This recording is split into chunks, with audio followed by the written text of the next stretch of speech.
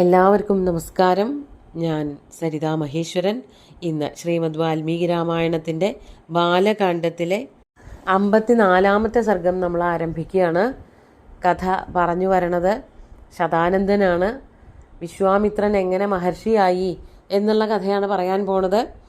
അതിൻ്റെ ആ തുടക്കത്തിൽ എന്താണ് സംഭവിച്ചതെന്നുണ്ടെങ്കിൽ, വസിഷ്ഠൻ്റെ സ്വന്തമായിട്ടുള്ള കാമധേനുവിനെ തനിക്ക് വേണമെന്ന് വിശ്വാമിത്രൻ വാശി പിടിക്കുന്നതായിട്ടാണ് കഥ. എന്നിട്ട് എന്താ സംഭവിക്കുന്നത് നോക്കാം. 1-ാമത്തെ ശ്ലോകം നോക്കാം. കാമധേനും വസിഷ്ഠോപി യദാ നത്യജതേ മുനി തദാസ്യ ശബളാം രാമ വിശ്വാമിത്രോന്വകർഷത. വസിഷ്ഠ, ആ വസിഷ്ഠനാകട്ടെ, യദാ എപ്പോൾ, കാമധേനും ന ത്യജതേ, വസിഷ്ഠ മുനി, വസിഷ്ഠ മഹർഷി എപ്പോഴാണോ കാമധേനുവിനെ നൽകാതിരുന്നത്, ത്യജിക്കാതിരുന്നത്, അതായത് വിശ്വാമിത്രന് കൊടുക്കാതിരുന്നത്, തഥാ അപ്പോൾ, അസ്യ ശബളാം, അസ്യ എന്ന് വെച്ചാൽ വസിഷ്ഠൻ്റെ സ്വന്തമായിട്ടുള്ള ആ ശബളയെ, കാമധേനുവിനെ, അല്ലയോ ശ്രീരാമ, വിശ്വാമിത്ര അന്വകർഷത, വിശ്വാമിത്രൻ വലിച്ചു കൊണ്ടുപോകാൻ തുടങ്ങി. അതായത് വസിഷ്ഠൻ എന്തൊക്കെ പറഞ്ഞാലും തൻ്റെ ഏറ്റവും ജീവിത സർവസ്വമായിട്ടുള്ള കാമധേനുവിനെ നൽകില്ല എന്ന് ഉറപ്പിച്ചു പറഞ്ഞപ്പോൾ, എന്നാൽ പിന്നെ നേരായ മാർഗത്തിൽ കൂടെ കിട്ടാനൊന്നും വഴിയില്ല എന്നുണ്ടെങ്കിൽ ആക്രമണം കൊണ്ട് തന്നെ വശത്താക്കാമെന്ന് വിചാരിച്ചിട്ട് വിശ്വാമിത്രൻ്റെ സൈന്യങ്ങൾ വസിഷ്ഠൻ്റെ സ്വന്തമായിരുന്ന ആ കാമധേനുവിനെ പിടിച്ചു വലിച്ചു കൊണ്ടുപോകാൻ പുറപ്പെട്ടു. എന്നിട്ടോ 2-ാമത്തെ ശ്ലോകം നോക്കാം. നീയമാനാ തുശബളാ രാമരാജ്ഞാ മഹാത്മനാ ദുഃഖിതാ ചിന്തയാമാസ രുദന്തീ ശോകകർഷിത.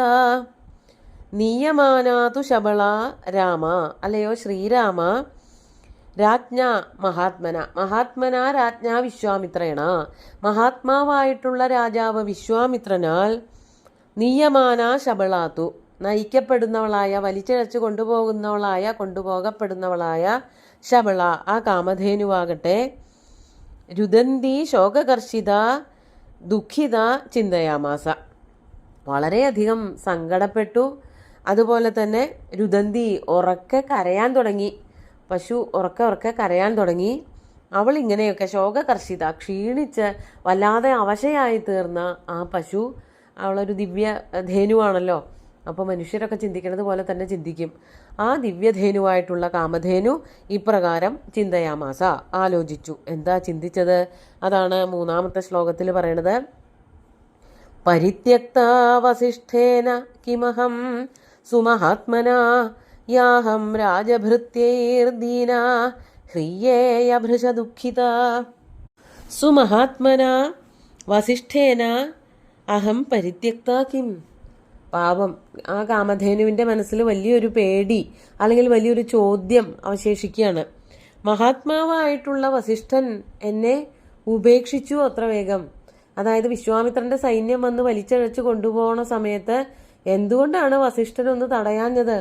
എന്നെ എന്തുകൊണ്ട് ഉപേക്ഷിച്ചു? ഞാൻ തഴയപ്പെട്ടുവോ? വസിഷ്ഠേന അഹം പരിത്യക്ത യാഹം രാജഭൃത്യൈഹി ദീനാ ഹ്രീയേയ ഭൃശ ദുഃഖിത. ഞാൻ ഈ രാജഭടന്മാരാൽ വല്ലാതെ ദുഃഖിച്ചിരിക്കുന്ന ഞാൻ ഈ രാജഭടന്മാരാൽ വലിച്ചിഴച്ച് കൊണ്ടുപോകപ്പെടുന്നുവോ? അതാണ് ചോദ്യം. യാ അഹം, യാതൊരു ഞാൻ, ഈ കാമധേനു, രാജഭൃത്യൈഹി, രാജഭൃത്യന്മാരാൽ, എൻ്റെ ഒരു അവസ്ഥ പറയാണ്, ഭൃശ ദുഃഖിത, ഞാൻ വല്ലാതെ ദുഃഖിച്ചിരിക്കുകയാണ്. എനിക്ക് വസിഷ്ഠൻ്റെ ആശ്രമം വിട്ട് എവിടേക്കും പോകണ്ട, വസിഷ്ഠനെ വിട്ടിട്ട് എവിടേക്കും എനിക്ക് പോകാൻ താല്പര്യമില്ല.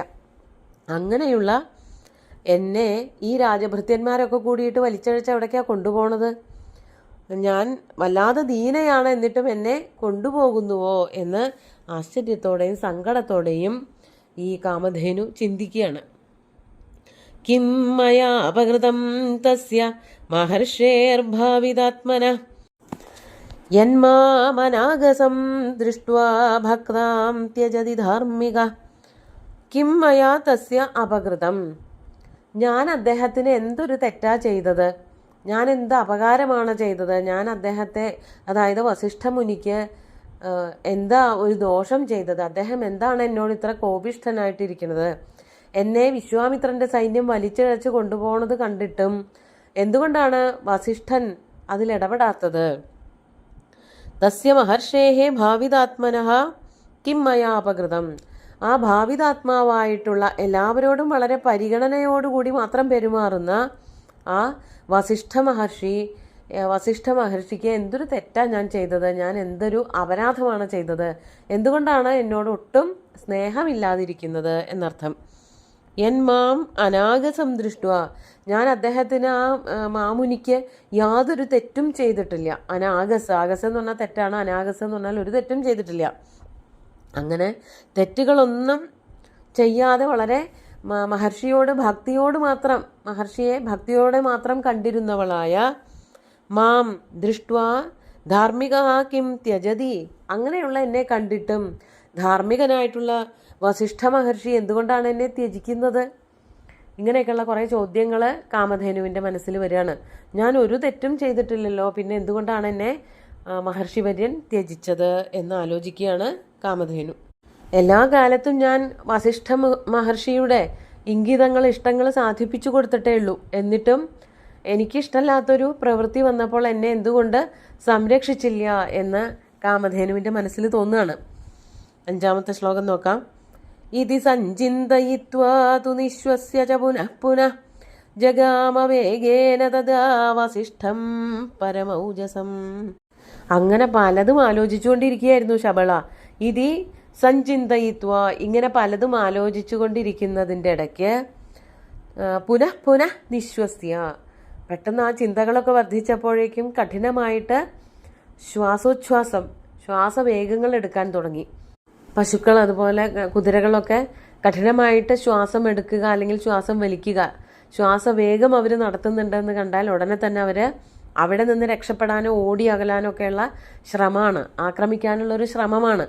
അതാണ് ഉദ്ദേശിച്ചത്. പുനഃ പുനഃ നിശ്വസ്യ, വീണ്ടും വീണ്ടും ശ്വാസം എടുക്കുകയും ഉച്ഛ്വസിക്കുകയും ചെയ്തുകൊണ്ട് വേഗേന പരമൗജസം വസിഷ്ഠം ജഗാമ, വളരെ വേഗത്തിൽ തന്നെ അതുവരെ സംരക്ഷിച്ചു കൊണ്ടിരുന്ന തൻ്റെ യജമാനനായിട്ടുള്ള ഓജസ്സും വീര്യവുമൊക്കെ ഉള്ളവനായ ആ വസിഷ്ഠ മഹർഷിയുടെ അടുത്തേക്ക് ഓടി അങ്ങോട്ട് ചെന്നു. വേഗേന ജഗാമ, കുതറി ഓടി. അവിടെ ഉണ്ടായിരുന്ന എല്ലാ സൈന്യങ്ങളെയും ധിക്കരിച്ചുകൊണ്ട് അവരുടെ പിടിവിടുവിച്ചുകൊണ്ട് ആ കാമധേനു വസിഷ്ഠൻ്റെ അടുത്തേക്ക് തന്നെ തിരിച്ച് കുതിച്ച് ഓടിച്ചെന്നു എന്നർത്ഥം. എന്നിട്ടോ 6-ാമത്തെ ശ്ലോകം പറയാണ്.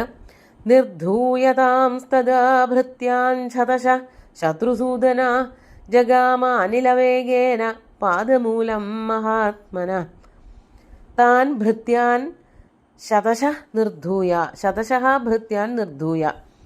ശതശഃ എന്ന് വെച്ചാൽ നൂറുകണക്കിന് വിശ്വാമിത്രൻ്റെ ഭടന്മാരെ തൻ്റെ പാദമൂലം കൊണ്ട്, തൻ്റെ കുളമ്പുകൊണ്ട് ചവിട്ടി തെറിപ്പിച്ചിട്ട്, അതാണ് ശതശഃ താൻ ഭൃത്യാൻ തഥാ നിർധൂയ, ഒരു ദയവുമില്ലാതെ ഇവരെയൊക്കെ കുതറി തെറിപ്പിച്ചിട്ട്.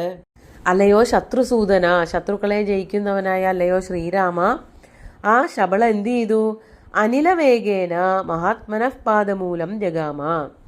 അനിലവേഗേന, ഒരു കാറ്റ് വീശുന്നതിൻ്റെ അത്രയ്ക്ക് വേഗത്തിൽ, കാറ്റ് വീശുക എന്ന് വെച്ചാൽ നോക്കിക്കൊണ്ടിരിക്കുമ്പോഴേക്കും ഒരു സ്ഥലത്ത് നിന്ന് വേറൊരു സ്ഥലത്തേക്ക് കാറ്റെത്തും.